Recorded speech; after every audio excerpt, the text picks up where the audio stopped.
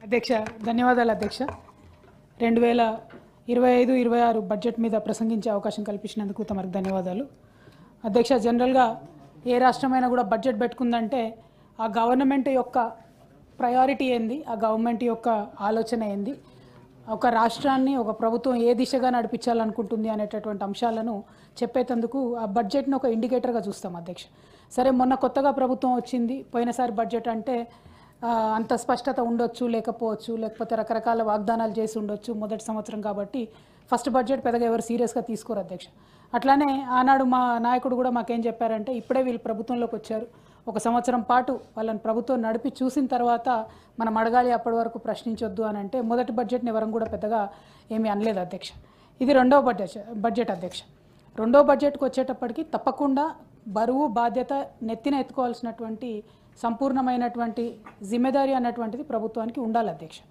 మొదటి బడ్జెట్లో కేసీఆర్నే తిడతాం రెండో బడ్జెట్లో కేసీఆర్నే తిడతాం అంటే ప్రజలు మెచ్చరు అధ్యక్ష మాకు వచ్చేదేం లేదు బీఆర్ఎస్ యాజ్ అ పార్టీ మీరు మమ్మల్ని తిడితే మాత్రం మాకు పోయేదేం లేదు ఎందుకంటే మీరు ఎన్ని తిట్లు తిట్టినా కూడా మీ మీద పోరాటం చేసి మేము తెలంగాణ తెచ్చుకున్నాం కాబట్టి దానికి అభ్యంతరం లేదు కాకపోతే ప్రజలు మెచ్చరు అధ్యక్ష ఇవాళ ఈ బడ్జెట్ చూసినట్టయితే అధ్యక్ష ఈ బడ్జెట్లో ఒక ట్రస్ట్ సెక్టర్ అంటే ఒక ప్రాధాన్యత రంగం అనేటటువంటిది ఏ రాష్ట్ర ప్రభుత్వమైనా ఏ ప్రభుత్వమైనా జనరల్గా ఎంచుకుంటుంది అధ్యక్ష ఇవాళ ఈ బడ్జెట్ చూస్తే మాత్రం ఒక్కటి కూడా ప్రాధాన్యత సెక్టర్ అన్నట్టు ప్రభుత్వం ఫోకస్ పెట్టలేదు అధ్యక్ష అదే కేసీఆర్ గారు తెలంగాణ వచ్చినటువంటి మొదటి సంవత్సరంలో వారు చెప్పింది ఏంటంటే ఒకటి రూరల్ ఎకనామీ రీఛార్జ్ చేస్తాం మేము గ్రామీణ ప్రాంతాల్లో సంక్షేమం ద్వారా డబ్బులు పంప్ చేస్తాము రెండవది ఒక పక్క వ్యవసాయాన్ని ప్రాధాన్యత రంగంగా తీసుకుంటాం అంటే వ్యవసాయము ఇరిగేషన్ రైతుల సంక్షేమము రూరల్ సంక్షేమం వీటిని తీసుకొని మనం ముందుకు పోతే ఆటోమేటిక్గా దాని నుండి సంపద సృష్టించగలిగినాం ఆటోమేటిక్గా వెల్త్ క్రియేట్ అయింది దాంతోపాటు నెక్స్ట్ 2-3 ఇయర్స్లో ఇండస్ట్రీస్ని మనం ప్రాధాన్యతగా తీసుకొని ముందుకెళ్ళాం అధ్యక్ష తర్వాత సర్వీసెస్ని తీసుకొని ముందుకెళ్ళాం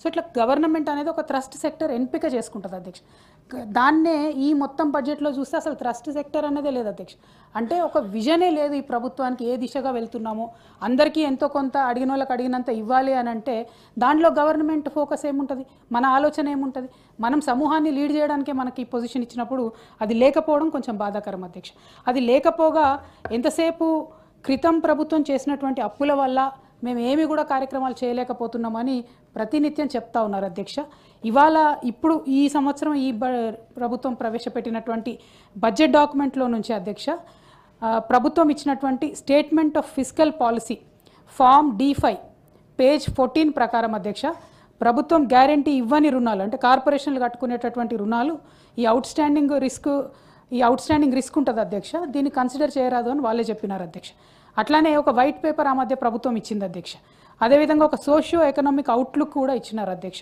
దాంట్లో పేజ్ నెంబర్ 36 అట్లానే అవుట్ స్టాండింగ్ రిస్క్ 5% ఉన్నది కూడా మనం క్యాలిక్యులేట్ చేస్తే అధ్యక్ష మొత్తం బీఆర్ఎస్ గవర్నమెంట్ టోటల్గా FRBMలో తీసుకున్నటువంటి లోన్లు అధ్యక్ష 3,01,897 కోట్ల అధ్యక్ష 3,01,897 ఇది ఈ ప్రభుత్వం ఇచ్చిన డాక్యుమెంట్లోనే ఉంది అధ్యక్ష దాంతోపాటు total outstanding weighted averages అంటే ఇవి క్లెయిమ్ చేయకపోయినా ఒకవేళ ఆ సంస్థలు కట్టకపోతే ప్రభుత్వం గ్యారంటీ ఇచ్చినటువంటిది ఎంత అంటే అధ్యక్ష 1,20,77,000 కోట్ల అధ్యక్ష 1,20,000 కోట్ల 77,000 కోట్ల అధ్యక్ష సో ఈ టోటల్ కలిపి ఎంత అవుతుంది 4,22,000 కోట్లు మాత్రమే అవుతున్నది అధ్యక్ష సో టోటల్ అప్పు బీఆర్ఎస్ పార్టీ గవర్నమెంట్ చేసినటువంటిది మీరిచ్చినటువంటి పేపర్ ప్రకారమే 4,22,674 కోట్ల అధ్యక్ష ఇది మీకు మీ ద్వారా గౌరవ ప్రభుత్వానికి నేను పంపిస్తాను అధ్యక్ష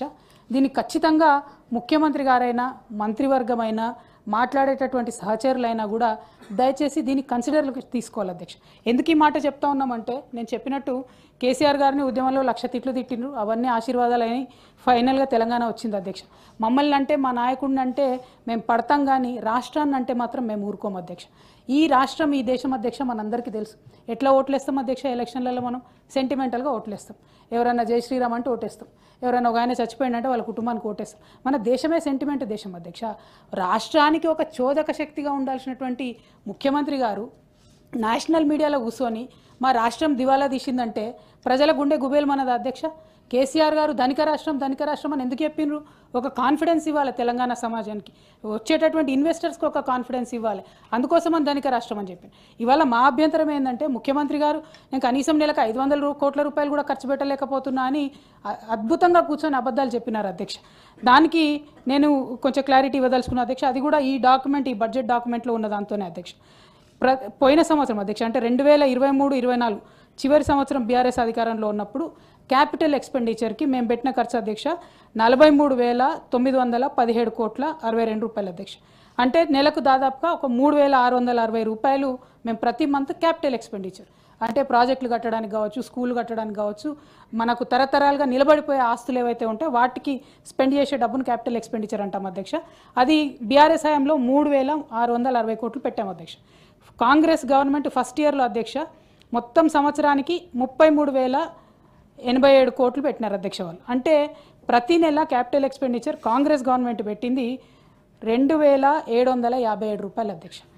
అంటే ఈ ముఖ్యమంత్రి గారికి తెలిసి ఉండి ప్రతి నెల 2,757 కోట్ల రూపాయలు వారు ఖర్చు పెడుతూ నేషనల్ మీడియాలో కూర్చొని కేవలం బీఆర్ఎస్ను బ్లేమ్ చేయాలి, కేసీఆర్ను బ్లేమ్ చేయాలని, మా రాష్ట్ర ఆర్థిక పరిస్థితి బాగాలేదు, 500 రూపాయలు కూడా నేను ఖర్చు పెట్టలేకపోతున్నాను చెప్తుంటే రాష్ట్రం కోసం పేగులు దిగేదాకా కొట్లాడిన వాళ్ళం అధ్యక్ష. మనందరం బాధ అవుతుంది కదా అధ్యక్ష.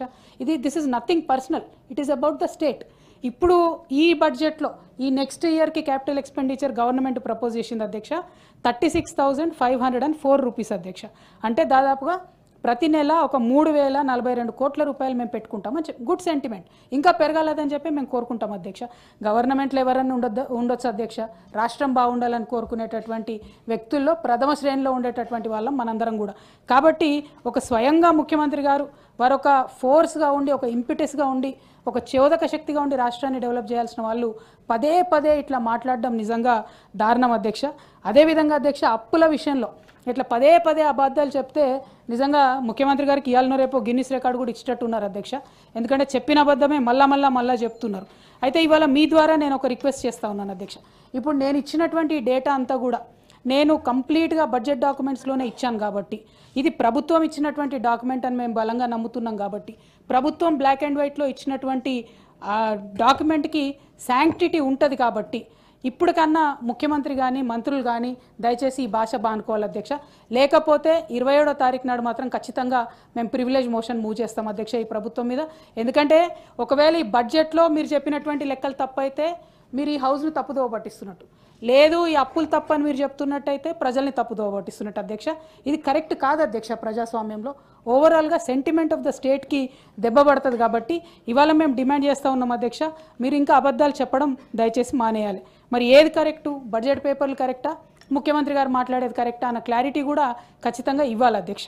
అదేవిధంగా అధ్యక్ష ఇప్పుడు మనము ఇరిగేషన్ అధ్యక్ష, నేను ఇందాక చెప్పినట్టు తెలంగాణ రాష్ట్రం ఏర్పడ్డ తర్వాత ఇరిగేషన్ అనేటటువంటిది మనం ఒక ప్రాధాన్యత రంగం, ప్రథమ ప్రాధాన్యత రంగంగా ఎంచుకొని ముందుకు పోయినాం అధ్యక్ష. దాని ప్రకారం ఏం చేసినాం, 2023-24లో ఇరిగేషన్కి 29,766 కోట్ల బడ్జెట్ పెట్టుకున్నాం అధ్యక్ష. అంటే that is 12.84% of the total expenditure. అదే ఈ ప్రభుత్వం వచ్చినటువంటి ఫస్ట్ ఇయర్లో అధ్యక్ష పోయిన సంవత్సరం 22,284 కోట్లు పెట్టినారు అధ్యక్ష, విచ్ ఈజ్ అప్ టు 8.37 అధ్యక్ష. అంటే 12.8% నుంచి 8.37కి ఫస్ట్ ఇయర్లో వాళ్ళు ఇరిగేషన్ బడ్జెట్ తగ్గించినారు. పోనీ ఈ ఇయర్ అన్నా పెంచుకోవాలి కదా. ఫస్ట్ ఇయర్ అంటే అర్థం కాలేదు, ప్రాజెక్టులు రకరకాల అనుమానాలు, వారు చెప్పినటువంటి అంశాలన్నీ చూసుకొని ఈ ఇయర్ పెంచుకోవాలి. ఈ ఇయర్ పెట్టినటువంటి బడ్జెట్లో ఎంత అధ్యక్ష ఇరిగేషన్కి 23,350 crores, అంటే 23,354 కోట్ల రూపాయలు. అదేంత అధ్యక్ష, కేవలం 7.5% మాత్రమే, 7.66% మాత్రమే ఈసారి బడ్జెట్లో పెట్టినారు అధ్యక్ష. అంటే ఇరిగేషన్ని రైతుల పట్ల కానీ వ్యవసాయం పట్ల కానీ ఈ ప్రభుత్వానికి పట్టిలేదనడానికి ఇది నిజమైనటువంటి తార్కాణం అధ్యక్ష. అదేవిధంగా ఇందాకటి నుంచి ప్రభుత్వ పెద్దలందరూ మాట్లాడుతూ పదే పదే ఒక మాట చెప్పినారు అధ్యక్ష. పెద్దలు కోదండరామ్ సార్ కూడా మెన్షన్ చేశారు. ఏమని అంటే అసలు కాళేశ్వరం అనేటటువంటి ప్రాజెక్టు మీరు తుమ్మిడిహెట్టి దగ్గర ప్రధానంగా కట్టాల్సింది, కట్టకుండా మీరు మేడిగడ్డ దగ్గర కట్టినారు కాబట్టి ఇబ్బంది అవుతుందని చెప్పినారు అధ్యక్ష. 2008లో వైఎస్ రాజశేఖర రెడ్డి గారి హయాంలో ప్రాణహిత చేవేళ్ల పేరుతో ఈ ప్రాజెక్ట్ని ప్రారంభించుకున్నారు అధ్యక్ష. ఆనాడు 148 ఎఫ్ఆర్సీ దగ్గర, ఎఫ్ఆర్ఎల్ దగ్గర కనుక మనం తీసుకున్నట్టయితే అధ్యక్ష కేవలం 44 టీఎంసీల నీళ్లు మాత్రమే ఉండే అధ్యక్ష అక్కడ. కానీ కాంగ్రెస్ ప్రభుత్వం ఆనాడు ఉన్నటువంటి ఉమ్మడి రాష్ట్రంలో ఉన్న కాంగ్రెస్ ప్రభుత్వం వాళ్ళు తెలంగాణకు నీళ్ళు ఇవ్వాలనుకోరు కాబట్టి వాళ్ళు ఏం చెప్పిండ్రు 152 ఎఫ్ఆర్ఎల్ దగ్గర అడుగుల ఎత్తు దగ్గర తీసుకుంటాము, దాంతో 160 టీఎంసీలు వస్తాయని చెప్పి డైరెక్ట్గా కాలువలు తవ్వడం ప్రారంభించారు అధ్యక్ష. ఎంత దారుణం అంటే అధ్యక్ష, హెడ్ వర్క్స్ లేవు, ఏం లేవు, పర్మిషన్ లేదు, ఏం లేదు. ఎంత దారుణం అంటే అధ్యక్ష, ఫస్ట్ ప్రారంభించింది దాన్ని 17,875 కోట్ల రూపాయలతోనని ప్రారంభించారు అధ్యక్ష. వితిన్ 3 years నా ఎస్టిమేషన్ వచ్చి 40,300 కోట్ల రూపాయలకు చేరింది అధ్యక్ష. ఎందుకు చేరిందంటే కారణం ఏం లేదు, హెడ్ వర్క్స్ లేవు, మహారాష్ట్ర పర్మిషన్ లేదు, సిడబ్ల్యూసి పర్మిషన్ లేదు. మళ్ళీ ఇంకా విచిత్రం ఏంటంటే అధ్యక్ష, ఆ టైంలో కేంద్రంలో కాంగ్రెస్ ప్రభుత్వం, మహారాష్ట్రలో కాంగ్రెస్ ప్రభుత్వం, ఉమ్మడి ఆంధ్రప్రదేశ్లో కాంగ్రెస్ ప్రభుత్వం, కానీ కాంగ్రెస్ సమన్వయం చేసి ఈ ప్రాజెక్టుకు మాత్రం పర్మిషన్ ఇవ్వలేదు అధ్యక్ష. ఇవ్వకపోగా 2013లో పృథ్వీరాజ్ చౌహాన్ గారు అప్పుడు సీఎంగా ఉన్నారు అధ్యక్ష మహారాష్ట్రకు. వారు ఒక ఉత్తరం రాసిండ్రు. ఏమని రాసిండ్రు, యూనిలాటరల్గా ఆంధ్రప్రదేశ్ గవర్నమెంట్ ఈ ప్రాజెక్ట్ కట్టుకుంటుంది, 152 ఎఫ్ఆర్ఎల్ దగ్గర కడుతున్నామని చెప్పి టెండర్లు కూడా ఫ్లోట్ చేసినారు. మేము దీనికి తీవ్రంగా అభ్యంతరం చెప్తున్నాము. మా దగ్గర గడ్చిరోలి, చంద్రపూర్ జిల్లాలో విలేజెస్ మునిగిపోతున్నాయి, మేము దీనికి ఒప్పుకోమని చెప్పి 2013లో వాళ్ళు లెటర్ రాసినారు అధ్యక్ష. ఈ డబ్బులు కూడా మీరు పెట్టకండి అని కూడా చెప్పినారు, కాలువలు దవ్వుతున్నారు అనవసరంగా అని చెప్పారు అధ్యక్ష. అయినా సరే అప్పటికే కాలువలు దవ్విండ్రు, మొబిలైజేషన్ అడ్వాన్సులు తీసుకున్నారు, అవన్నీ జరిగిపోయినాయి అధ్యక్ష. ఆ తర్వాత తెలంగాణ రాష్ట్రం ఏర్పడింది. ఏర్పడ్డ తర్వాత 2015లో అధ్యక్ష వ్యాప్కోస్ వాళ్ళతోని కేసీఆర్ గారు తుమ్మిడిహెట్టి దగ్గర సర్వే చేయించినారు అధ్యక్ష. అప్పుడు వాళ్ళు చెప్పింది ఏంటంటే, ఇది కోదనం సార్ కొంచెం మీరు దయచేసి సీరియస్గా వినాలి అధ్యక్ష, 75% డిపెండబిలిటీ దగ్గర 165 టీఎంసీ మనకు అవైలబుల్ ఉంది సార్ తుమ్మిడిహెట్టిలో. కాకపోతే అందులో ఒక 63 టీఎంసీలు ఛత్తీస్గఢ్కి రైట్ఫుల్గా ఉన్నటువంటి వాటర్. అక్కడ ఛత్తీస్గఢ్ స్టేట్ అప్పటి వరకు ప్రాజెక్టులు కట్టలేదు, ఫ్యూచర్లో ప్రాజెక్టులు కడితే ఈ 63 టీఎంసీలు కూడా ఉండవు. సో ఓవరాల్గా తుమ్మిడిహెట్టి దగ్గర మీకు నీళ్ళు అంత రావు అన్నటువంటిది మొదటి కారణం చెప్పారు అధ్యక్ష. రెండో కారణం ఏంటంటే వ్యాప్కోస్ వాళ్ళు చెప్పింది, 40 డిగ్రీల కోణంలో అక్కడ గోదావరి వంపు తిరుగుతుంది అధ్యక్ష తుమ్మిడిహెట్టి దగ్గర. సో మీరు అక్కడ ఏదైనా ప్రాజెక్ట్ కట్టాలంటే సాంకేతికంగా ఆ 40 డిగ్రీల కోణంలో తిరిగిన నది వద్ద కట్టడం అన్నది ఇబ్బంది అవుతుంది, అట్లా కట్టడం కుదరదు, దానికి మీరు ఆల్టర్నేటివ్ చూసుకోండి అని వాళ్ళు ఇంకొక రికమెండేషన్ ఇచ్చినారు అధ్యక్ష. మూడోది అధ్యక్ష, పెద్దలు మాట్లాడుతూ కోదనం సార్ ఏమన్నారంటే, తుమ్మిడిహెట్టి ఎందుకు కోరుకుంటున్నాం మేమంటే గ్రావిటీతోని వాటర్ వస్తాయి, లిఫ్ట్ అవసరం లేదు అన్నారు అధ్యక్ష. అయితే ఈ విషయం మీద కూడా సీరియస్గా అప్పుడు సర్వే జరిగితే తుమ్మిడిహెట్టి నుండి మైలారం వరకు గ్రావిటీతోనే వాటర్ వస్తాయి అధ్యక్ష. కానీ మైలారం నుంచి ఎల్లంపల్లికి పంప్ చేయాలంటే ఖచ్చితంగా లిఫ్ట్ కావాల్సిందే అధ్యక్ష. అది ఇప్పుడు మేము చెప్పేది కాదు, ఆనాడు కాంగ్రెస్ పార్టీ ఇచ్చినటువంటి పవర్ పాయింట్ ప్రజెంటేషన్లో కూడా చెప్పారు. అయితే అక్కడ ప్రాబ్లం ఏంటి సార్ అంటే, మైలారం తర్వాత ఇమీడియట్గా మనకు సింగరేణి కాలరీస్ ఉంటాయి అధ్యక్ష, జైపూర్ ఓపెన్ కాస్ట్ మైన్లు ఉంటాయి. ఇప్పుడు ఎక్కడైతే మనం పెద్ద ఎలక్ట్రిసిటీ ప్రాజెక్ట్ కూడా కడతా ఉన్నాం, ఎలక్ట్రిక్ జనరేషన్ ప్రాజెక్టు, అక్కడ వాళ్ళు ఎన్ఓసి ఇవ్వలేదు అధ్యక్ష. ఆనాడు వాళ్ళు సింగరేణి వాళ్ళు ఏం చెప్తారంటే, ఇక్కడ మా ఓపెన్ కాస్ట్ మైన్లు ఉన్నాయి, మేము ఎన్ఓసి ఇవ్వమని చెప్పారు. ఈ 3 కారణాలను చూసుకొని రిజెక్ట్ చేసింది అధ్యక్ష ఇన్ కేసు సింగరేణి ఆ రోజు. ఈ 3 కారణాలతోని కేసీఆర్ గారు సర్వే చేయించి మరి ఇంకేది పాయింట్ ఉంది అని అంటే 160 టీఎంసీలతోని మేడిగడ్డ దగ్గర మాకు అవైలబిలిటీ ఉంది అని చెప్పి చెప్తారనమాట. సో దీన్ని సరే మహారాష్ట్ర అదే చెప్తుంది, మునిగిపోతుంటే అక్కడ అభయారణ్యం కూడా ఉంది, చాప్రాల అభయారణ్యం కూడా అని చెప్తుంది. కాబట్టి ఇవి 3 ప్రధానమైన కారణాలు సార్. గోదావరి నది వంపు తిరిగి ఉండడము, అక్కడ గ్రావిటీతో కేవలం మీరు మైలారం దాకానే పంపు చేసుకోగలగడము, అట్లానే వాటర్ డిపెండబిలిటీ అన్నది మనకు లేకపోవడం సార్. సో దీనివల్ల తుమ్మిడిహెట్టిని తీసుకొని మనం బ్యారేజ్ మేడిగడ్డకు షిఫ్ట్ చేసుకున్నాం సార్. మేడిగడ్డ దగ్గర కూడా దయచేసి పెద్దలందరూ ఎందుకు కాస్ట్ పెరిగింది, కాళేశ్వరం ఎందుకు కాస్ట్ పెరిగింది అంటారు అధ్యక్ష.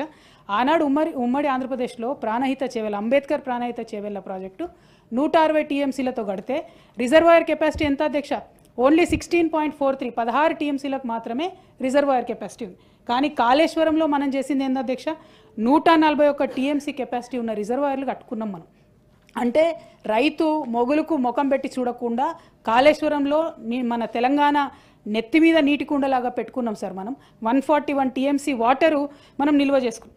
దాంతోపాటు మన అంబిషన్ ఏంది సార్ కాళేశ్వరం కట్టడానికి అంటే 19.5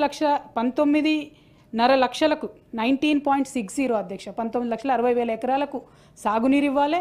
హైదరాబాద్ మహానగరానికి తాగునీరుతో పాటు ఆ దారిలో వస్తుంటే తొవ్వంట వేలాది గ్రామాలు ఉంటాయి అధ్యక్ష, ప్రతి గ్రామంలో చెరువులు నింపాలి, మంచినీటికి కూడా నీళ్ళు ఇవ్వాలి. అట్లనే పరిశ్రమలకు అందులో పెట్టుకున్నాం అధ్యక్ష, మంచినీళ్ళకి పెట్టుకున్నాం. ఇవన్నిటి కోసమని కాళేశ్వరం ఒక ఎస్టిమేట్స్ పెంచుకొని కాళేశ్వరం అనేది మన తెలంగాణ మొత్తానికి కూడా ఒక వరప్రదాయంగా ఉండాలని కట్టుకున్నాం తప్పితే ఏదో కేసీఆర్ గారే, ఇందాక మహేష్ గౌడ్ గారు అన్నారన్న, మీరు లేనప్పుడు కేసీఆర్ గారే ఇంజనీరు, కేసీఆర్ గారే ఇది అని అంటే, కేసీఆర్ గారు ఒక స్వాప్నికుడు అధ్యక్ష, వారు ఒక దక్షత ఉన్న నాయకుడు, దూరదృష్టి ఉన్న నాయకుడు. వారు కోరుకున్నది ఏంటి, తరతరాలు తెలంగాణ బాగుండాలని కోరుకున్నారు. కోరుకొని వ్యాప్కోస్ని రిపీటెడ్గా సర్వే చేయించినారు. మేమేదో 2014 వస్తే 2014 కట్టలేదు అధ్యక్ష కాళేశ్వరం. 15లో రిపోర్ట్స్ వచ్చిన తర్వాత డెసిషన్ తీసుకొని ముందుకు పోయిన తప్పితే వెంటనే కట్టలేదు. కాబట్టి కాళేశ్వరం ఏదో కేసీఆర్ ఇంటి కోసం కట్టుకున్నట్టుగా మాట్లాడుతున్నటువంటి కాంగ్రెస్ నాయకులు దయచేసి అట్లాంటి మాటలు మాట్లాడకుండా ఉండాలని చెప్పి కోరుతా ఉన్నాం అధ్యక్ష. మరి అధ్యక్ష, ఇప్పుడు ఈ ప్రభుత్వం ఇరిగేషన్కి పెట్టినటువంటి బడ్జెట్ తగ్గించుకుంటూ వస్తుంది అధ్యక్ష.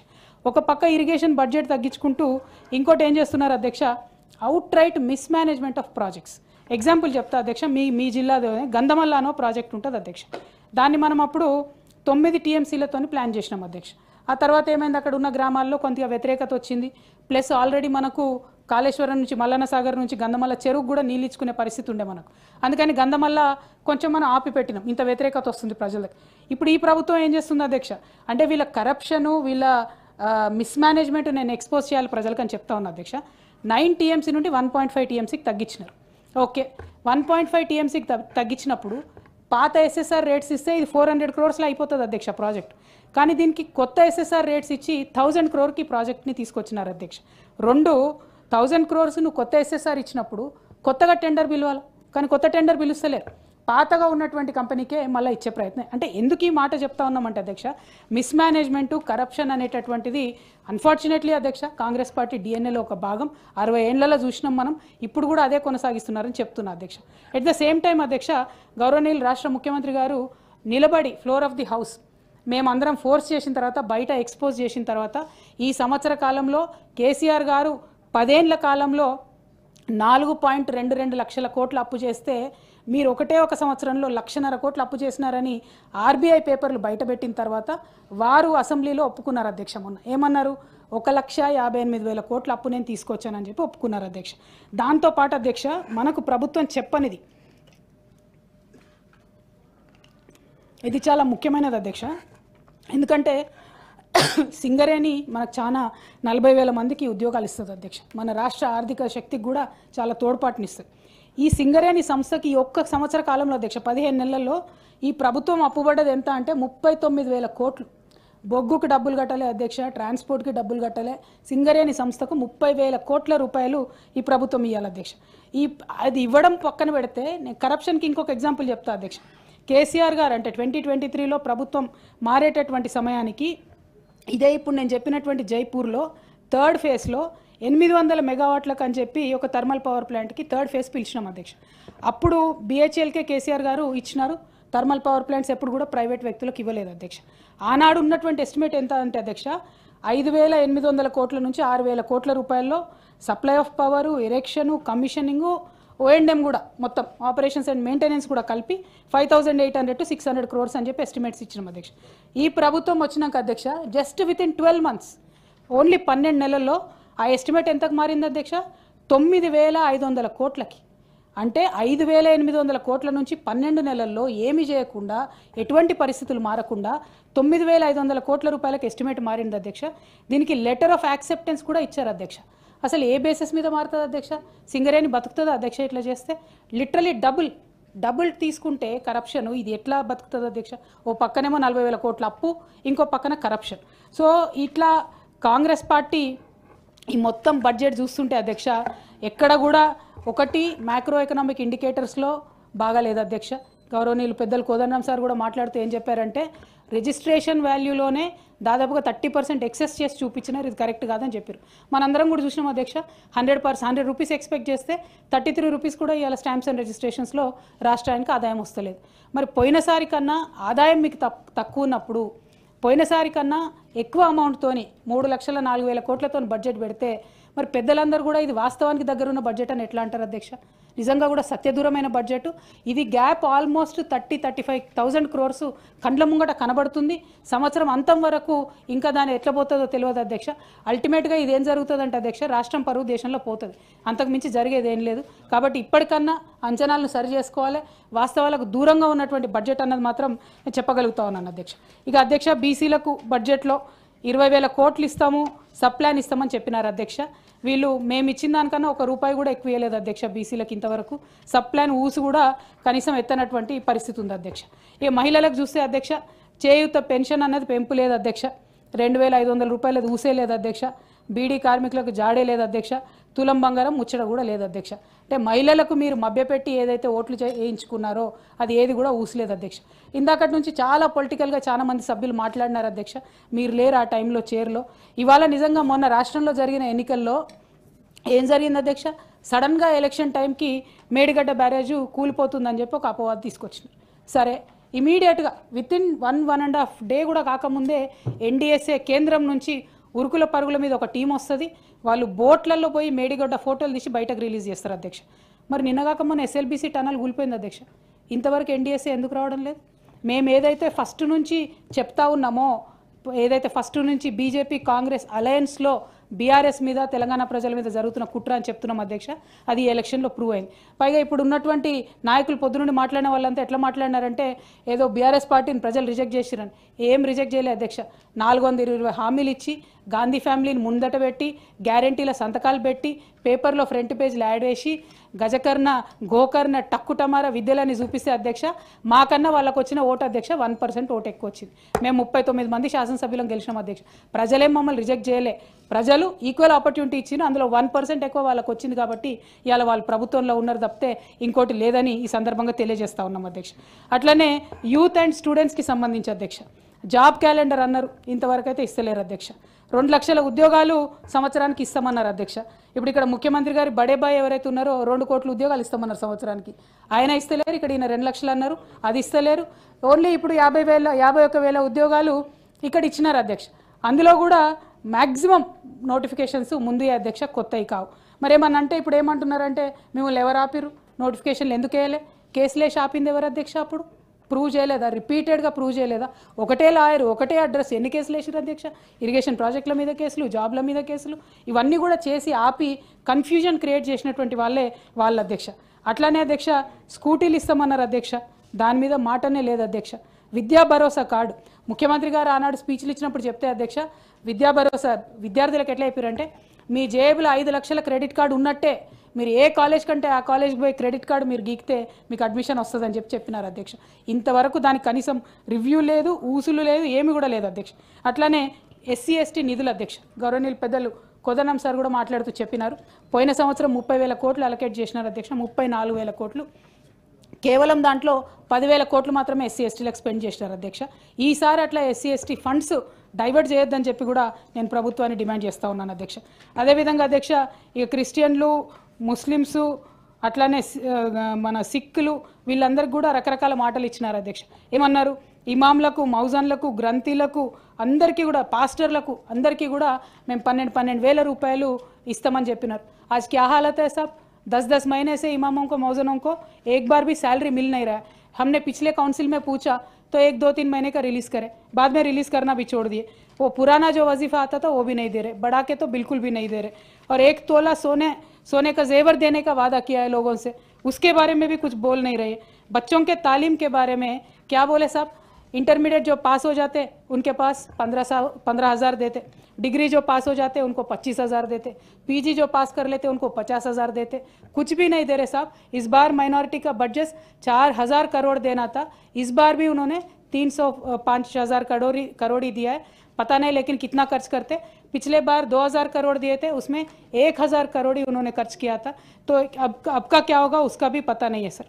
అధ్యక్ష ఇంకొక రిక్వెస్ట్ అధ్యక్ష కొంచెం సమయం ఇవ్వండి దయచేసి.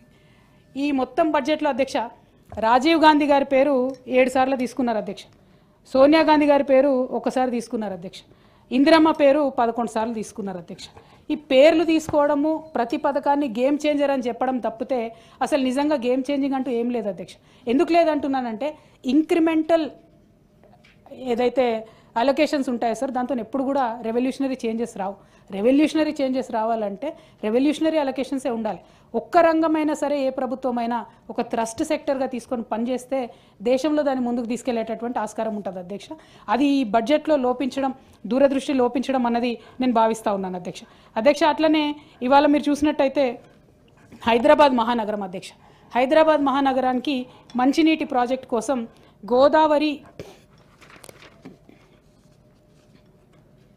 Godavari drinking water supply project phase 2 and 3 అని తీసుకుంటున్నారు అధ్యక్ష. అంతకుముందు మిషన్ భగీరథ అని చెప్పి మనం రాష్ట్రంలో కట్టుకుంటే అధ్యక్ష, అందులో ఒక్క రూపాయి కూడా ప్రైవేట్ భాగస్వామ్యం లేదు అధ్యక్ష, మొత్తం కూడా ప్రభుత్వం డబ్బులే. ఇప్పుడు ఈ హైదరాబాద్ ఫేజ్ 2-3 ప్రాజెక్ట్లో ఈ ప్రభుత్వం ఏం చెప్తుంది అధ్యక్ష, 60% ప్రైవేట్ వాళ్ళ పార్ట్నర్షిప్ ఉంటుంది, 40% గవర్నమెంట్ ప్రాజెక్ట్ ఉంటుంది. దీన్ని హైబ్రిడ్ యాన్యుటీ మోడ్లో తీసుకుంటున్నారు అధ్యక్ష. దీనికోసం 7,360 కోట్లు ఖర్చు పెడుతున్నారు. దీన్ని 2 ప్యాకేజీలుగా చేస్తున్నారు అధ్యక్ష. అయితే ఈ ప్యాకేజీలు ఎవరికి పోతే మనకు తెలుసు అధ్యక్ష, ఈ ప్రభుత్వానికి ధైర్యం లేదు, మళ్ళీ అటు ఇటు పోయి మెగాకే ఇస్తారు. ఒక ఆంధ్రోలకు మన తెలంగాణలోకి కానీ ప్రామిస్ చేసినట్టుగా బీసీలకు 42% కానీ ఇచ్చే ఆస్కారం లేదు అధ్యక్ష. అయితే అది పక్కన పెడితే అధ్యక్ష, ఇంకా ఘోరం ఏంటంటే ఈ ఏదైతే సంస్థ 60% ఇన్వెస్ట్ చేస్తుందో ఆ డబ్బులు ఇది మీరు వినాలి అధ్యక్ష దయచేసి. ప్రాజెక్ట్ నిర్మాణం పూర్తి చేసి కమర్షియల్ ఆపరేషన్ ప్రారంభమైన తేదీ ఏదైతే ఉంటుందో, అంటే డేట్ ఆఫ్ కమిషన్ ఏదైతే ఉంటుందో, అప్పటి నుంచి 180 రోజు తర్వాత 15 రోజుల్లోపు వర్క్ ఏజెన్సీకి మొదటి ఇన్స్టాల్మెంట్ చెల్లిస్తారు. అంటే 120 మంత్లీ ఇన్స్టాల్మెంట్స్, అంటే 10 సంవత్సరాల పాటు హైదరాబాద్ మహానగరానికి మంచినీళ్ళు తేవడానికి ప్రభుత్వం 10.33% వడ్డీతో కలిపి ఒక ప్రైవేట్ ఏజెన్సీకి చెల్లిస్తుంది అధ్యక్ష. Where is the spirit of mission Bhagiratha అధ్యక్ష? మిషన్ భగీరథతో మేము కనెక్ట్ చేయలేదు, వాటరు ఆ ఊరు ఇయ్యలేదు, ఈ ఊరు ఇయ్యలేదు అన్నారు. ఎక్కడన్నా 1% అన్న ప్రైవేట్ ప్రాపర్టీ తీసుకున్నాం అధ్యక్ష. మమ్మల్ని మొన్న ముఖ్యమంత్రి గారు నిన్న సాయంత్రం సభలో మాట్లాడుకుంటా కూడా నేను 11%కి వడ్డీలు బీఆర్ఎస్ ప్రభుత్వం తీసుకొస్తే దాన్ని తగ్గించి 4% చేస్తున్నా అన్నారు అధ్యక్ష. మరి ఇదేంది అధ్యక్ష? 10.33%కి 120 నెలలు హైదరాబాద్ తాగునీటి వసతిని ఒక ప్రైవేట్ ఏజెన్సీ దగ్గర తాకట్టు పెడతా ఉన్నారు అధ్యక్ష. ఇది కంప్లీట్గా మేము దీన్ని వ్యతిరేకిస్తూ ఉన్నాం అధ్యక్ష. అట్లానే ఇందాక నేను మీకు చెప్పినట్టు సింగరేణిలో ఇచ్చినటువంటి లెటర్ ఆఫ్ యాక్సెప్టెన్స్ ఏదైతే ఉందో అధ్యక్ష, దాన్ని కూడా వెనక్కి తీసుకోవాలని చెప్పి నేను డిమాండ్ చేస్తూ ఉన్నాను అధ్యక్ష. ఇంకొక విషయం అధ్యక్ష, జనరల్గా చాలా సెంటిమెంటల్గా ముఖ్యమంత్రి గారు నిన్న బయట మాట్లాడినారు అధ్యక్ష. మాట్లాడి కారుణ్య నియామకాలు నేను చేసినాను, ఇంతవరకు కేసీఆర్ ఎవరినైనా మిమ్మల్ని పిలిచి మాట్లాడినరా అన్నారు అధ్యక్ష. కేసీఆర్ గారు ఆశా వర్కర్లను, అంగన్వాడీ వర్కర్లను, ఆటో డ్రైవర్లను, కార్మిక రంగంలో అనేక మందిని, సింగరేణి కార్మికుల్ని, హోమ్ గార్డ్స్ని, ఈ రాష్ట్రంలో అనాథ పిల్లలు ఉంటే అధ్యక్ష, అంతకుముందు వాళ్ళు ఎవరో చెప్పుకోలేని పరిస్థితి ఉండే, వాళ్ళను 10వ తరగతి అయితే బయటికి దోసేవాళ్ళు అనాథ శరణాలయాల నుంచి. కానీ వాళ్ళని చిల్డ్రన్ ఆఫ్ స్టేట్ కింద గుర్తించి వాళ్ళు 12th చదివినా, ఇంజనీరింగ్ దాకా చదివినా, ఎక్కడి దాకా చదివినా చదివించి సపరేట్ ఆధార్ కార్డు ఇచ్చి బీసీఏ కింద రిజర్వేషన్లు ఇచ్చి ఆ పిల్లలకు ఉద్యోగాలు వచ్చే వరకు ప్రభుత్వం బాధ్యత తీసుకుంది అధ్యక్ష. మానవత్వంలో కేసీఆర్తో రేవంత్ రెడ్డి గారికి పోటీ ఏంది అధ్యక్ష? ముఖ్యమంత్రి గారు చాలా చెప్పుకునే ప్రయత్నం చేసినారు అధ్యక్ష, కానీ ఇది చాలా అన్యాయం అధ్యక్ష. అట్లానే అధ్యక్ష ఒకటే మాట అధ్యక్ష, ఓవరాల్గా అధ్యక్ష గవర్నమెంట్ బడ్జెట్ అంటే floor house leader, government leader ముఖ్యమంత్రి గారి మీదనే ఫోకస్ ఉంటుంది అధ్యక్ష. వారు అంతకుముందు ఏం చెప్పినారు అధ్యక్ష? కేసీఆర్ గారు ఎన్నడూ కూడా ప్రజల్ని కలుస్తలేను, నేను రోజు కలుస్తా అని చెప్పారు అధ్యక్ష. December 7, 2003లో వీళ్ళు అధికారంలోకి వస్తే అధ్యక్ష, December 8, 2003 ఒకటే ఒక రోజు రేవంత్ రెడ్డి గారు ప్రజావానికి పోయినారు అధ్యక్ష. ఇంతవరకు ప్రజావానికి పోలేదు. అసలు అంటే ఏంది అధ్యక్ష? ప్రజల్ని కలవరు. సెక్రటేరియట్కు చుట్టం చూపుగా పోతున్నారు అధ్యక్ష. మమ్మల్ని అనేవాళ్ళు సెక్రటేరియట్కి పోతలేరు కేసీఆర్ గారు. ఇవాళ పరిపాలన ఎక్కడ జరుగుతుంది అధ్యక్ష?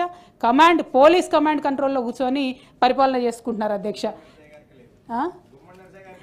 అయితే అధ్యక్ష ఇంకొకటి అధ్యక్ష రుణమాఫీ అధ్యక్ష, ఫైనాన్సెస్ చెప్తాను అధ్యక్ష. రుణమాఫీలో ఇదే ముఖ్యమంత్రి గారు అధ్యక్ష ఆల్మోస్ట్ క్లోజ్ అయిపోతుంది సార్. రుణమాఫీ అధ్యక్ష 39,000 కోట్లతోని రుణమాఫీ చేస్తామని మొదలు చెప్పినారు అధ్యక్ష. తర్వాత 31,000 కోట్లు అని చెప్పి క్యాబినెట్ మీటింగ్ తర్వాత బయటకు వచ్చి చీఫ్ మినిస్టర్ గారే ప్రెస్లో చెప్పినారు అధ్యక్ష. ఫైనలీ ఈ బడ్జెట్లో ఏం చెప్పారు అధ్యక్ష? 20,616 కోట్లు రుణమాఫీ చేసినాం, ఇక మళ్ళీ నెక్స్ట్ బడ్జెట్లో పెట్టమని చెప్పేసినారు అధ్యక్ష. అంటే డైరెక్ట్గా సగం మందికే రుణం మాఫీ చేసినారని బడ్జెట్ ద్వారా ఈ ప్రభుత్వం ఒప్పుకున్నందుకు వారికి నేను కంగ్రాచులేషన్స్ చెప్తా ఉన్నాను అధ్యక్ష. అట్లనే అధ్యక్ష అప్పుల విషయంలో ఇప్పటివరకు నేను చెప్పినాను అధ్యక్ష, మీకు ఫార్వర్డ్ చేస్తాను. వీళ్ళు చెప్పినటువంటి అబద్ధాలు బయటపడ్డాయి. అదేవిధంగా నేషనల్ మీడియాలో మీరు చేసినటువంటి నయవంచన పైసలతో సహా ఇదే బడ్జెట్లో అయిపోయింది అధ్యక్ష, ఇదే బడ్జెట్లో బయటపడింది అధ్యక్ష. అదేవిధంగా ఇరిగేషన్ ప్రాజెక్ట్స్లో వీరి యొక్క అవినీతిని, మిస్మేనేజ్మెంట్ని ఉదాహరణతో సహా నేను చెప్పినాను అధ్యక్ష. సింగరేణిలో వీళ్ళు ఎట్లా దోపిడీ చేస్తున్నారు, ఆ సంస్థను ఎట్లా నిర్వీర్యం చేస్తున్నామో చెప్పినాం అధ్యక్ష. అట్లానే ఈ మెగా కంపెనీకి ఈ నీళ్ళ నమ్ముకునేటటువంటి ప్రాజెక్ట్ ఏదైతే ఉందో దాన్ని కూడా క్యాన్సిల్ చేయాలి, ప్రభుత్వమే 100% డబ్బులు పెట్టుకోవాలని చెప్పి నేను డిమాండ్ చేస్తూ ఉన్నాను అధ్యక్ష. అదేవిధంగా ఇసుక అధ్యక్ష, ఇంకొక చిన్న, ఇది చాలా మనందరికి అవసరమైన ఇష్యూ అధ్యక్ష, దయచేసి ఇసుక అధ్యక్ష. హైదరాబాద్ మహానగరంలో ప్రభుత్వం ఇసుక యార్డులు పెట్టి అమ్ముతుంది అధ్యక్ష. ఎప్పుడు అమ్ముతుంది? వానాకాలంలో అమ్ముతుంది. వానాకాలం కోసం పెడతాం. ఇప్పుడు ఏం చేస్తున్నారు అధ్యక్ష? ఆల్రెడీ ఫిబ్రవరి, ఇప్పుడే 1800కు ఒక లోడ్ అని చెప్పి ప్రభుత్వం అమ్ముతుందని చెప్పి నిన్న ముఖ్యమంత్రి గారు గొప్పగా చెప్పినారు అధ్యక్ష. అధ్యక్ష, ఈ ఎండాకాలంలో బయట గోదావరి నది దగ్గర 1200 రూపాయలకు లోడ్ దొరుకుతుంది అధ్యక్ష. తెచ్చుకుంటారు, టన్ను దొరుకుతుంది. అది ఇక్కడ థ్యాంక్ యూ అన్న కరెక్టింగ్. 1800కు 2000కి ఇక్కడ వీళ్ళు అమ్మడం అన్నది దారుణం అధ్యక్ష. అయితే దీని వెనుక జరుగుతున్నది కూడా ఒకటి ఉంది అధ్యక్ష. ఒక కాంట్రాక్టర్కు మొత్తం రాష్ట్రంలో ఇసుక ఇవ్వాలనేటటువంటి కుట్ర కూడా జరుగుతున్నది. ఆల్రెడీ ఒక 1000 లారీలు తిరుగుతున్నాయి. దీనివల్ల అల్టిమేట్గా ఏం జరుగుతుంది అధ్యక్ష? సామాన్య ప్రజలకు ఇసుక రేటు పెరుగుతుంది అధ్యక్ష. సో అట్లా కాకుండా మంచి పాలసీతో దయచేసి రావాలని చెప్పి ప్రభుత్వాన్ని నేను విజ్ఞప్తి చేస్తున్నా అధ్యక్ష. అట్లానే ఈ అయిపోయింది అధ్యక్ష. ఇట్లా వీళ్ళు ఏదైతే నీతి సూత్రాలు, వర్క్ ఎథిక్స్ మాకు చెప్పినారో అధ్యక్ష, అవేవి కూడా పాటించట్లేదు అన్నటువంటిది క్లారిటీగా అర్థమవుతుంది అధ్యక్ష. ఇక మేమేమన్నా గట్టిగా అడిగినాం అనుకోండి అధ్యక్ష, మా యువకులకు ఇస్తా అన్నది ఏమైంది అంటే, యువ వికాసం పేరుతోని కాంగ్రెస్ కార్యకర్తలకు 6000 కోట్ల రూపాయలు ఇస్తామని మొన్న బహిరంగంగా ముఖ్యమంత్రి గారు ప్రకటించారు అధ్యక్ష. సంతోషం అధ్యక్ష. మా ప్రజలకు ఇవ్వకున్నా సరే, మీ గెలుపు కోసం కష్టపడ్డ కాంగ్రెస్ కార్యకర్తలకు ఇచ్చుకున్నా సరే మీరు ఇచ్చుకోండి 6000 కోట్లు. యువ వికాసం అంటే కాంగ్రెస్ వాళ్ళే అంటే మేము దాన్ని కూడా ప్రజలకు తెలియజేస్తాం అధ్యక్ష. అట్లనే అధ్యక్ష, ఇక చివరిగా 6 గ్యారంటీల పేరుతో అధ్యక్ష, 6 గ్యారంటీల పేరుతోని ఏదైతే ఇది అధ్యక్ష 6 గ్యారంటీలు, ఇందిరమ్మ గారి ఫోటో 6 గ్యారంటీలు. ఈ ఫోటో పట్టుకొని ముఖ్యమంత్రి గారు ఏం చెప్పినారు అధ్యక్ష? ఓటు వేసే రోజు మీరు దీనికి పొద్దున్న లేచి పూజ చేయండి, పసుపు కుంకుమ చల్లండి, ఓటింగ్ బూత్కు వండి కాంగ్రెస్ పార్టీకి ఓటేయండి అన్నారు అధ్యక్ష. పాపం ప్రజలు చాలా మంది నమ్మి అదే పని చేసినారు అధ్యక్ష. ఇందులో ఒక్కటి తప్ప ఏది ఇంప్లిమెంట్ అయితే లేదు అధ్యక్ష. ఈ మొత్తం 6 గ్యారంటీలను గంగలో కలిపినరు అనేటటువంటి దానికి పెద్ద ప్రూఫ్ అధ్యక్ష ఈ బడ్జెట్. అట్లానే కాంగ్రెస్ మార్క్ కరప్షన్కి, కాంగ్రెస్ మార్క్ కన్నింగ్నెస్కి perfect black and white proof ఈ బడ్జెట్ అధ్యక్ష. Thank you. జై తెలంగాణ. కాంగ్రెస్ అంటే త్యాగాలకు మారుపేరు అధ్యక్ష, కరప్షన్ కాదు. ఈ రాష్ట్రం పరువు మేము తీయలేదు, మీ కుటుంబం తీసుంటుంది, మీరు తీసుంటారు తప్ప మేము తీయలేదు. ఈ రాష్ట్రాన్ని అత్యున్నతంగా ఉంచాలనేదే మా ప్రభుత్వం యొక్క లక్ష్యము. ఇవాళ కాళేశ్వరం అంబిషన్ కరప్షన్ కావచ్చు, తరతరాలుగా వాళ్ళ కుటుంబాలకు పదవులు కావచ్చు, వాళ్ళ అధికారంలో ఉండాలనే ఉద్దేశం తప్ప మాకు అలాంటిది లేదు. అలాంటి ఏవైతే ఎలిగేషన్స్ పెట్టిరో అవి కవిత గారు వెనుకకు తీసుకోవాలని కోరుతా ఉన్నా సార్. మహిళల గురించి గొప్పగా చెప్తా ఉన్నారు. మొదటి 5 సంవత్సరాలలో కనీసం మహిళలకు మంత్రివర్గంలో పదవులే ఇవ్వలేదు. అభయాస్తం కష్టపడి మహిళలు 500 జమ చేసుకున్న 1800 కోట్లు కూడా మీ ప్రభుత్వం వచ్చినాక అవి మొత్తం వాడుకొని వాళ్ళను ఎగ్గొట్టినటువంటి పరిస్థితి. పావుల వడ్డీ కూడా మీరు ఇవ్వలేదు, ఎగ్గొట్టిపోయారు. ఈరోజు మేము చేస్తూ ఉంటే ఏం చేయడం లేదు, ఏం చేయలేదని మాట్లాడుతున్నారు. అదేవిధంగా ఇరిగేషన్కు తగ్గించారు అంటున్నారు. నీళ్లు మొత్తం మీరున్నప్పుడే కాలువలై పారుతున్నాయని అన్నారు. ఇంకా ఇరిగేషన్ ఎక్కడ మొత్తం మీరు కట్టినాం, మేము కాలువలలో నీళ్ళు ఇచ్చినాం, ఇప్పుడు కన్నీళ్లు గారుస్తున్నారు అనడం ఎంతవరకు తప్పు, ఎంతవరకు కరెక్టు? మీరు అన్నారు కదా మొత్తం కాలువలలో నీళ్లు మీరు దవ్వుతాయి, కాలువలు దవ్వుతాయి, మేమేమన్నా మూసేసినామా సార్? కాలువలు ఏమన్నా మూసేసినామా? అట్లనే కరప్షన్ అంటున్నారు. కరప్షన్ మీ డిఎన్ఏలో ఉంది, మీ పార్టీలో ఉంది. మీరు ఇష్టానుసారంగా ఎస్టిమేషన్స్ పెంచి మీరు దోసుకొని తిన్నారు, మేము కాదు. అదేవిధంగా నోటిఫికేషన్ల గురించి మీరు ఇచ్చిన నోటిఫికేషన్లు ఎవరు అడ్డుకున్నారు సార్ ఉద్యోగాలు ఇవ్వకుండా? మరి ఇప్పుడు ఎట్లా అవుతున్నాయి? ఇవాళ 59,000 ఉద్యోగాలు ఇచ్చినటువంటి వాస్తవాన్ని కూడా మీరు గుర్తించలేకపోతున్నారు. ఇవాళ కారుణ్య నియామకాలు అంటే చనిపోయిన వాళ్ళ గురించి కనీసం మీరు పట్టించుకోలేదని నిన్న మాట్లాడండి సీఎం గారు. 7-8 సంవత్సరాల నుంచి పెండింగ్లో ఉంది. మేము ఆశలను పిలిచి ఆశా వర్కర్లను ఎట్లా కొట్టిరు, ఎట్లా సూదులతో కూర్చుతారన్నారు, ఇవన్నీ ఎట్లా మాట్లాడిరు? కాబట్టి అవును మీరు అన్నీ చేస్తే మరి మిమ్మల్ని అందరు అక్కడ ఎందుకు కూర్చోబెట్టిరు?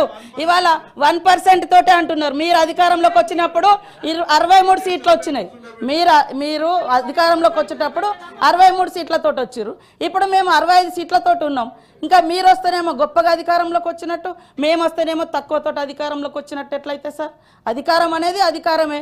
సీట్లు ఇచ్చిర్రు అదే అంటున్న వాళ్ళు ఎంతసేపు మేము గొప్పోళ్ళం. అరే 10 ఏళ్ళల్లో మీరు 10 ఏళ్ళల్లో ఎన్నిళ్ళు ఇచ్చిర్రు? మీరు ఫస్ట్ సారి 10 ఏళ్ళలో వచ్చినప్పుడు 10 ఏళ్ళల్లో అరే మేము ఇయ్యలే. ఉమ్మడి రాష్ట్రంలో అది సరిగా జరగలేదని తెలంగాణ కోసం కొట్లాడి తెచ్చుకున్న తెలంగాణలో మీరు అద్భుతాలు చేస్తా అన్నారు. మీరు మొదటిసారి ఏం చెప్పిర్రు? ఇల్లు సింగిల్ బెడ్రూమ్లు చిన్న ఇల్లు ఎక్కడ పడుకుంటారు అది అని చెప్పారు. మీరు వచ్చిన తర్వాత ఇల్లే ఇయ్యలే. మళ్ళీ లాస్ట్కి మొన్న 2023లో ఎలక్షన్ల ముందు ఇచ్చిర్రు 5 లక్షలు 7 లక్షలతో ఇల్లులు కట్టిస్తామని చెప్పి ఆ ఇల్లులు కూడా 3 లక్షలకు తగ్గించారు. 3 లక్షల ఇల్లులు కూడా 3 అంతస్తులోనికి ఇస్తే అందుకనే మిమ్మల్ని ఇళ్లలో పంపించారు. కాబట్టి ఈ రకమైన మేము వచ్చి 1.5 ఇయర్ కూడా అయితలేదు. పదే ఏమైంది ఏమైంది ఏమైంది. మేము ఫ్రీ బస్ ఇస్తే మీరు ఓర్వలేరైతురి, మేము ఇల్లు ఇస్తే ఓర్వలేరైతురి, మేము ఉద్యోగాలు ఇస్తే ఓర్వరైతురి. పదే ఈ రకమైనటువంటిది. ఇవాళ మరి మీరు ఒక పథకం పెట్టిరు, అన్ని మీరు ఇచ్చిన పథకాలను మేము ఇవాళ రాజీవ్ యువ వికాసం పెడితే ఎందుకు అంత మీకు అక్కసు? ఇవాళ బడ్జెట్ లో అదే ఇంటికో ఉద్యోగం అని చెప్పారు. అదే విధంగా 100 కోట్లు బడ్జెట్ లో పోయిన బడ్జెట్ లో 2019 బడ్జెట్ లో ఏది నిరుద్యోగ భృతి ఇస్తామని కూడా బడ్జెట్ లో 100 కోట్లు కేటాయించి కూడా వాళ్ళు ఇవ్వలేదు. ఇట్లాంటి ఎన్నో ఉన్నాయి. కాబట్టి కరప్షన్ లేదా రాష్ట్రం పరువు మేము తీయలే, వాళ్ళ పార్టీ వాళ్ళు తీసిరు. అందుకనే ప్రజలు అర్థం చేసుకున్నారు, ఆ రకంగా చేసిరు. కాబట్టి ఇలాంటి తప్పుడు ప్రచారం తప్పుడు మాటలతోటి సంకల్ గుద్దుకోవడం మంచిది కాదని చెప్తున్నా. ఉన్న వాస్తవాలు మాట్లాడి అప్పులు కూడా FRBM ప్రకారం 4.5 లక్షలు పైగా తెచ్చిర్రు. మిగతా కార్పొరేషన్ లోన్స్ ఉన్నాయని మేము స్పష్టంగా చెప్తున్నాం. కార్పొరేషన్ లోన్స్ కూడా తెచ్చిర్రు, అవన్నీ కూడా బయట పెడతాం. అప్పుడు మీరు ఒప్పుకోండి. మరి మీ హయాంలో 7 లక్షల కోట్ల అప్పు అయిందా కాలేదో మేము చూపిస్తాం. సీఎం గారు బరాబర్ చెప్పిండు అప్పులకు అప్పులు వడ్డీలు కడుతున్నామని. అయినా కూడా అదే రకంగా మాట్లాడు. ఈ రాష్ట్రం పరువు మేము తీయలేదు, ఆడోళ్ళ పరువు అసలే తీయలేదు, మేము తీయలేదు సార్. తీర్మార్ మల్లన్న గారు.